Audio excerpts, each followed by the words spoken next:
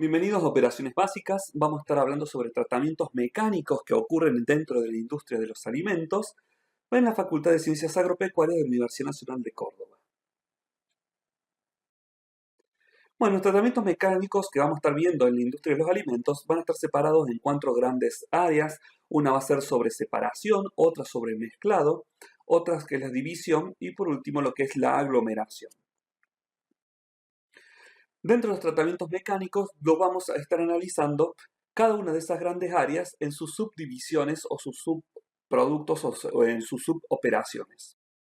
Acá tenemos los procesos mecánicos fundamentales que están divididos por estas áreas como separación, mezclado, división, aglomeración, en donde la separación nosotros vamos a estar evaluando las operaciones relacionadas a clasificación, a la selección, a la filtración, sedimentación, centrifugación, despumado o eliminación de espumas que se pueden generar, la eliminación de polvo y la flotación. Esas son separaciones, es decir, querer separar un componente con respecto a otro componente. Puede ser porque lo quieres separar porque son muy diferentes o puede ser que lo quieras separar porque a lo mejor disminuye la calidad de un producto o es un contaminante. Después tenemos las actividades de operaciones relacionadas con el mezclado, donde vamos a estar mezclando sistemas granulados, fases diluidas, suspensiones, dispersión líquido-líquido y gasificaciones de líquidos. También se encontrarán las división, que en las divisiones se encuentran por la trituración y la pulverización como procesos mecánicos para dividir. Y también vamos a encontrar las aglomeraciones como la formación de peletización o la formación por prensados o briquetas.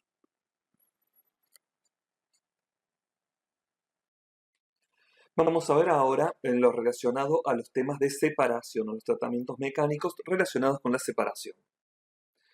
Bueno, podemos definir en primer lugar qué es la separación, que es la segregación de un material inicial que está constituido por una mezcla de componentes o de fases en dos productos diferenciales por la composición de sus elementos o fases. Es decir, yo tengo para separar un conjunto de elementos que se encuentran unidos que yo trato de separarlos, trato de evaluar cómo puedo hacer para separarlos. Tengo que buscar algún principio físico-químico que permita que entre ellos se puedan separar y obtener los componentes de manera individual o con la mínima cantidad un producto del otro producto, es decir, trato de tenerlo lo más puros posible, aunque siempre puedo llegar a tener algo de contaminación.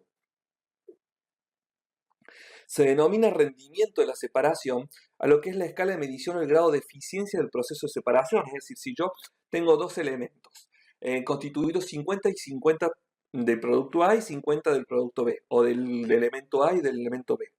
Si yo lo separo, cuando yo tenga la fracción A y la fracción B, debería tener 100% de A en la fracción A y en la fracción B 100% de B en la fracción B. Bueno, eso sería una eficiencia de recuperación del 100%. Pero probablemente tengamos un 90% de producto A, de elemento A en la fracción A, con un 10% de elemento B. Entonces ahí tenemos un 90% de eficiencia. ¿Y cómo se determina este rendimiento de separación, esta eficiencia de separación? Se determina por algún análisis en donde nosotros vamos a determinar o vamos a tratar de ver cuál es el parámetro que nosotros utilizamos para poder evaluar la separación mecánica. Puede ser granulometría, densidad, carga que tengan los sólidos, es decir, si están cargados positivamente o negativamente.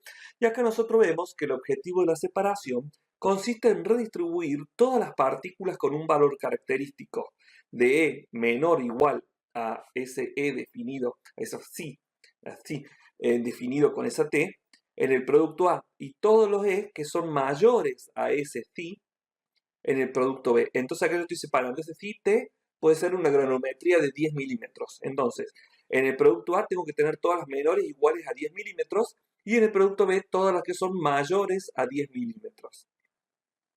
De esa manera yo tengo ahí una curva donde me muestra la mezcla al comienzo y al final con todos los elementos. Entonces voy a hacer la separación de los productos K y G, que podría ser A y B, como tengo ahí arriba definido. Entonces va a haber una parte que va a ser la eficiencia de la separación, que va a ser la combinación de que la curva G y la curva K, hay un momento donde se van a eclipsar, digamos, encimar, y esa es la falla en la distribución. Eso es lo que hace que mi distribución no sea altamente eficiente. ¿Por qué? Porque hay algunas cosas que van a pasar de un lado para el otro, pero la idea es tratar de minimizar que el producto K se encuentre con el producto G.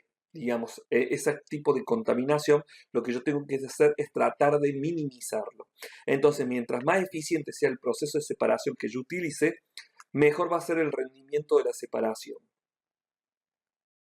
Dentro de la separación nosotros podemos ver ahora los parámetros de clasificación, que es la separación de un material bruto de partida, una mezcla granulada que yo tengo de partida, en distintas composiciones granulométricas de distinto grosor. Es decir, cuando yo hago la clasificación, yo estoy separando por grosor a los distintos sólidos particulados. Entonces, acá yo puedo utilizar sistemas de zarandas para que las zarandas tengan perforaciones, o sea, una superficie de separación semipermeables por orificios de tamaño de paso de diámetro prefijado. ¿Eso qué quiere decir?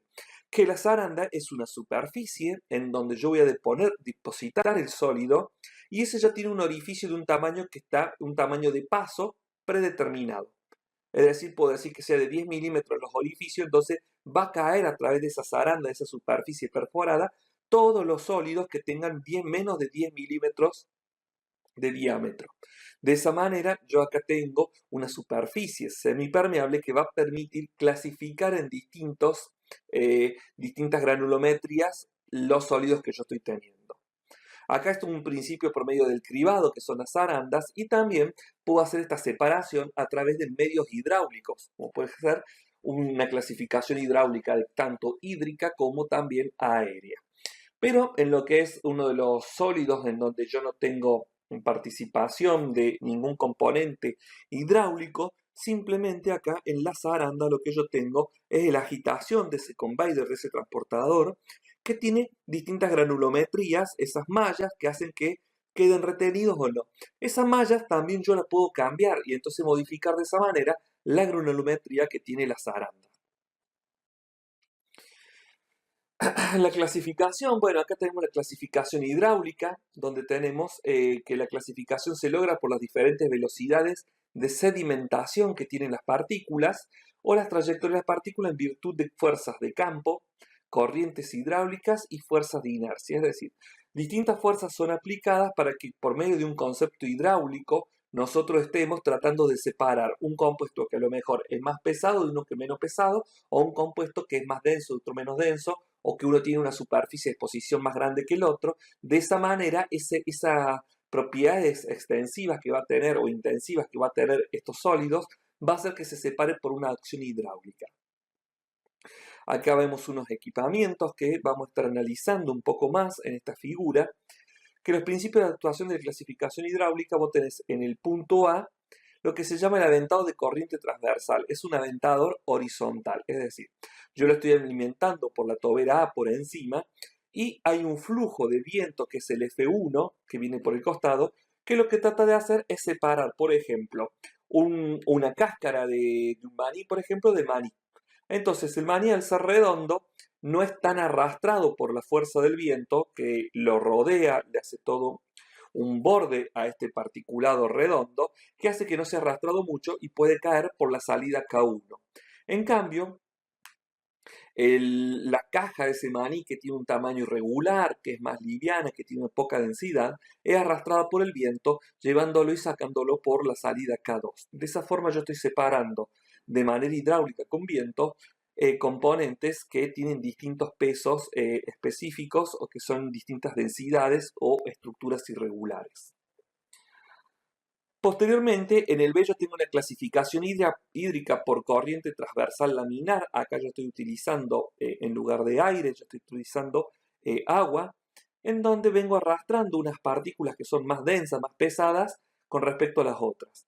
Las partículas menos densas, menos pesadas, continúan en una línea de flotación elevada. Entonces, cuando se encuentran con un cono de separación, las partículas menos densas, las más livianas, continúan en la fase superficial de este flujo hidráulico y se va por la salida K2. En cambio, en este cono de separación hidráulico, las partículas más densas, más redondas, más compactas, al tener una mayor densidad, un mayor peso, caen y quedan atrapadas en el cono hidráulico y terminan saliendo por la salida de descarga K1.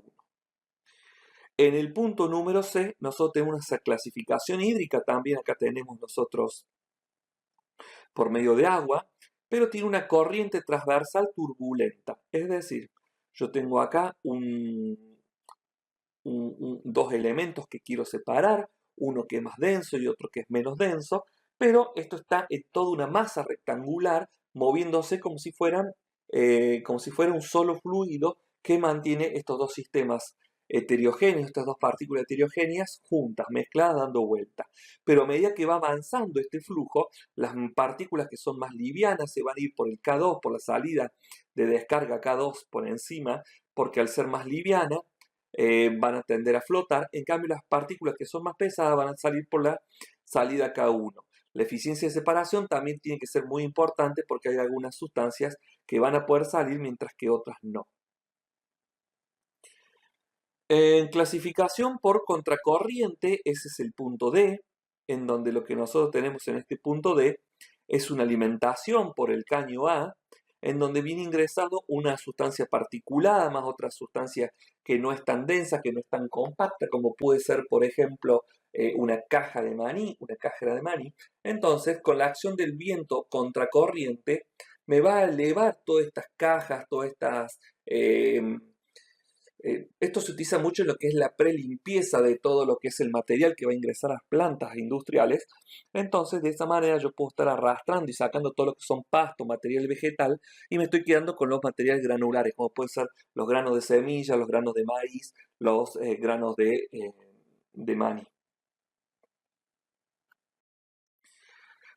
Otro elemento de separación son la selección, cuando vos haces la selección. Entonces, la separación de conjuntos de gránulos que forman una mezcla en función de criterios físicos, ya sea densidad, susceptibilidad magnética, conductividad eléctrica.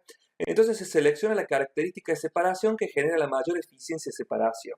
Acá vos seleccionas, antes vos tenías los dos que tenían diferentes propiedades y hacía que se vayan. En cambio, nosotros ahora estamos separando por las diferencias que tienen, estamos seleccionando que salgan por un lado, es muy parecido a lo que es la clasificación, pero bueno, nosotros acá podemos tratar de aplicar alguna situación que haga que las moléculas que quiero separar o los componentes que quiero separar adquieran una carga o algo diferente que haga que se separe de manera diferencial. En el seleccionador de aceituna por densidad, ahí yo estoy separando por densidad. ¿Por qué? Los principios para considerar que vos estás haciendo una separación por selección está basado en tres principios. Uno de estos principios es por densidad, es decir, la densidad separa gracias al campo gravitatorio.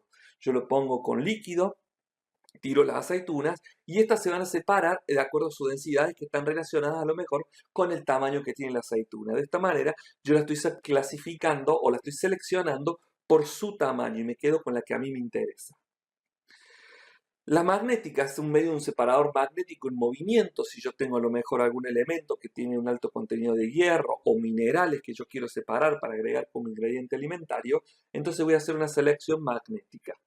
Y también puedo tener una selección eléctrica, en la cual las partículas yo las voy a cargar negativamente en un campo eléctrico y después las voy a separar las negativas de las neutras en un tambor que va a estar cargado positivamente. Entonces, todas las partículas que yo cargue negativamente en la muestra que voy a ingresar a este tambor van a quedar retenidas en las paredes de este tambor porque se va a encontrar cargado en forma positiva.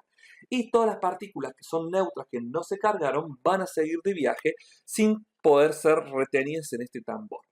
Por ejemplo, una cuestión de la selección, nosotros lo vemos en los detectores que nosotros utilizamos, un detector magnético, para poder seleccionar si está yendo un principio como un riesgo metálico, un riesgo físico dentro de esta muestra, entonces yo lo puedo separar por medio de una trampa magnética. Ahí tenemos la imagen de abajo de la derecha. Ese es un separador magnético en movimiento que tiene imanes y va separando los distintos elementos. En cuanto a otra separación, tenemos lo que son la filtración. Es la separación de suspensiones finas o de difícil sedimentación, que son soluciones turbias, que no tienden a separarse por sedimentación, sino que se mantienen, los sólidos se mantienen en suspensión. Entonces yo lo que necesito es filtrarlos ya que no caen por su propia gravedad o por su propia interacción. Entonces yo necesito pasarlo a través de un componente, estos componentes a través de un filtrado, para tener un fluido aclarado y la torta del filtro donde yo voy a tener los sólidos. ¿Cómo voy a lograr que yo separar los sólidos en lo que se denomina la torta de filtro y el filtrado, que es la solución o el fluido aclarado o clarificado? Lo voy a hacer por medio de una capa permeable al fluido, es decir, que va a permitir que el líquido pase, que es el medio filtrante, que va a ser el filtro propiamente dicho, que retiene los elementos sólidos. Pero también tenemos que tener en cuenta que determinada cantidad retenida hace que ya no tenga capacidad filtrante, por lo cual yo tengo que limpiar estos filtros de manera regular.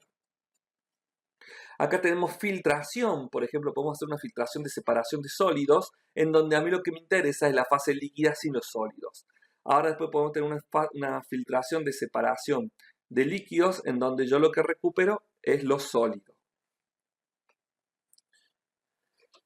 Si nosotros vemos el dibujo que se encuentra abajo la figura, vamos a poder observar los distintos tipos de filtros que nosotros podemos encontrar. Entonces nosotros vamos a tener una filtración de torta, que es el primer punto, el punto A, una filtración de superficie, que es el punto B, y una filtración de profundidad, que es el punto C. En la filtración de torta vos metes un líquido con un sólido y dejas que drene a través de ese medio filtrante o esa malla filtrante, y de esa manera el sólido queda retenido y el líquido fluye. Entonces me queda al final la torta. La filtración de superficie, yo arrojo el volumen, pero esta torta no se genera dentro del filtro, sino que se genera sobre la superficie y yo no lleno, sino que voy liberando líquido a medida que vaya filtrando. No es como el punto A, donde yo coloco mucha cantidad de líquido a filtrar, sino que como que yo voy haciendo un goteo para que vaya filtrando de una manera más tranquila o no tan acelerada. O a lo mejor, por una cuestión de eficiencia, necesito hacer un filtrado más lento. Y por último, la filtración de profundidad. Yo no tengo una malla filtrante muy fina o muy concentrada abajo, sino que durante todo ese recipiente de filtración, yo tengo la estructura que va haciendo la retención de la filtración a lo largo de ella. Entonces el líquido va a ir escurriendo y los sólidos se van a ir reteniendo. Algunos ejemplos de sistemas de filtración, bueno, tenemos el filtro de tambor rotatorio, tenemos los filtros prensas, que esos son muy utilizados en industria, tenemos los filtros de discos horizontales y tenemos también los filtros de hoja. Los filtros de discos horizontales son filtros centrífugos que vos ayudás con un poco de fuerza centrífuga a que se acelere o empujes el paso de la filtración. En lugar de ser una filtración por su propia gravedad, vos le estás ayudando mediante un proceso centrífugo. Pero también los filtros prensas, ahí nosotros estamos prensando, entonces estamos aplicando fuerza para que transcurra de una forma más rápida la filtración. Y también tenemos los filtros de hojas, que estos son utilizados en las industrias vinícolas, los filtros de prensa en las industrias de aceite. Entonces tenemos distintos tipos de filtros de acuerdo a la industria de alimentos a la que nosotros estemos haciendo referencia.